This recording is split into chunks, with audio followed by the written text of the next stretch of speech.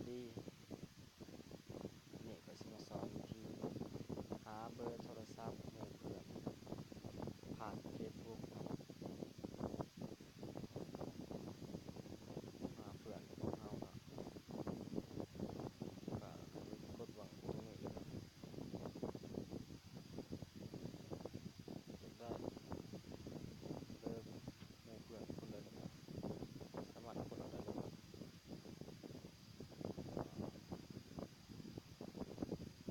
เอาอันนี้ลงเลย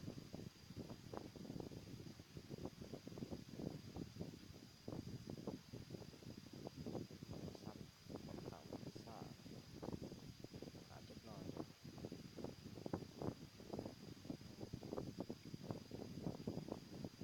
ให้